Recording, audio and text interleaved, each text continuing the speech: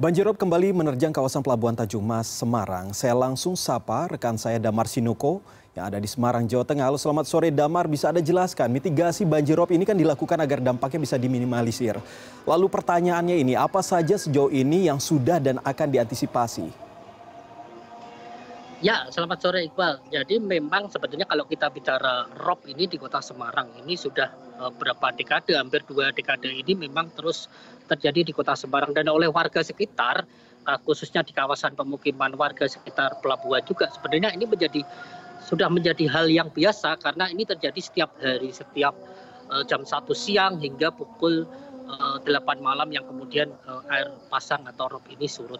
Sedangkan di kawasan pelabuhan ini, khusus di kawasan Pelabuhan Tanjung Mas Semarang ini memang beberapa mitigasi yang dilakukan adalah salah satunya adalah membentuk atau menguatkan tanggul laut yang saat ini sudah berdiri dan melingkar di kawasan Tanjung Mas. Memang ini untuk melindungi adanya hempasan ombak atau air laut pasang ketika terjadi fenomena alam gelombang tinggi.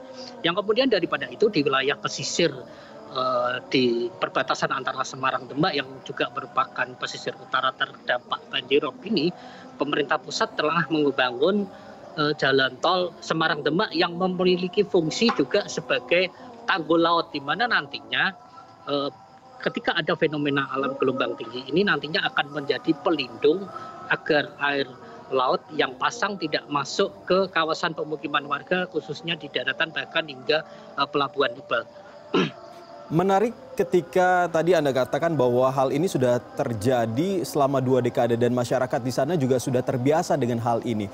Tetapi apakah ini akan terus berjalan terus dan apakah antisipasinya hanya memperbaiki tanggul dan lain sebagainya? Sebenarnya dari air yang datang dari laut menuju ke daratan begitu, itu sebenarnya penyebab pastinya apa? Apakah sebenarnya kan tadi sudah dikatakan bahwa sudah diperbaiki dan lain sebagainya, tetapi ternyata masih juga masuk. Apakah ini artinya bahwa tanggul itu tidak cukup mumpuni untuk bisa menampung air yang berasal dari laut itu sendiri?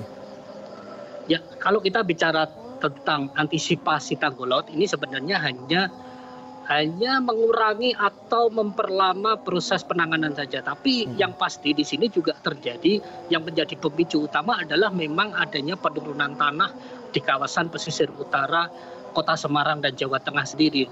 Dari beberapa riset yang dilakukan oleh akademisi, bahkan pakar hidrologi juga menyebut setiap tahunnya di kawasan utara Jawa Tengah dan Semarang ini terjadi penurunan tanah sedalam 80 cm hingga 1 meter per tahunnya.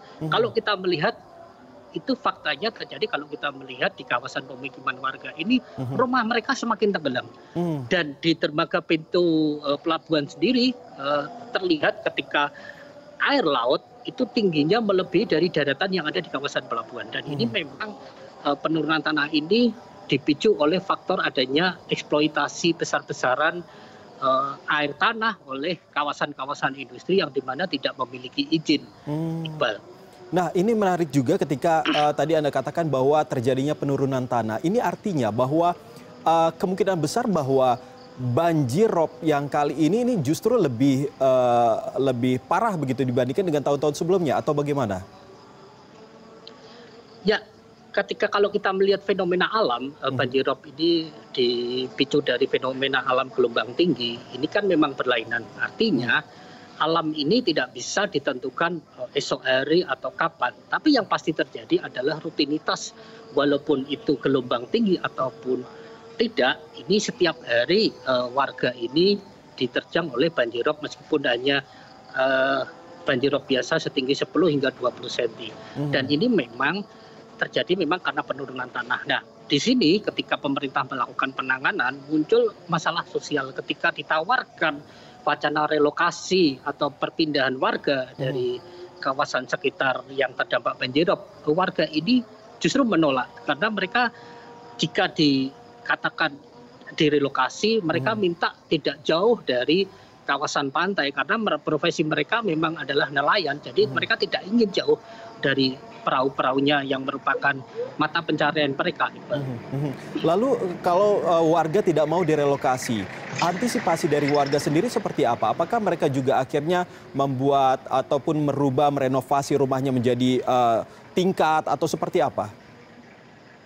Ya mau tidak mau mereka harus berlomba-lomba meninggikan rumahnya atau bangunan tempat tinggalnya dengan ketinggian jalan atau ketinggian banjir rob yang setiap hari berlangsung. Jadi Anda bisa membayangkan ketika penurunan tanah terus terjadi dan banjir rob kian tinggi, artinya mau tidak mau warga akhirnya meninggikan rumah mereka. Mereka yang tidak mau atau tidak mampu untuk meninggikan rumahnya pasti rumah mereka akan tenggelam, dan ini masih sudah terlihat di beberapa kawasan pemukiman warga, khususnya kawasan Tambak Lorok yang memang rumah-rumah warga ini yang tidak mampu memang mereka harus terkubur atau tenggelam oleh permukaan jalan atau genangan banjirop.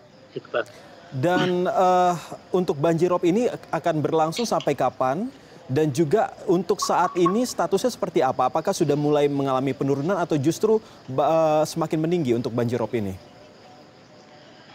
Prediksi BMKG pada minggu ini banjirop diperkirakan masih akan terjadi hingga tanggal 23 Juni. Meskipun ketinggiannya gelombang tinggi tidak sebesar pada periode 23 Mei lalu di mana ombak atau gelombang di lepas pantai mencapai 210 cm atau 2,1 meter yang akan memperparah banjirop. Dan pada peristiwa 23 Mei lalu memang banjirop diperparah dengan jebolnya tanggul laut milik Pelindo yang mengakibatkan air laut dengan mudah masuk mengepung kawasan pelabuhan. Tapi untuk yang saat ini kemungkinan tidak sebesar pada periode 23 Mei lalu, Iqbal. Baik, Damar Sinuko langsung dari Semarang, Jawa Tengah. Terima kasih informasinya.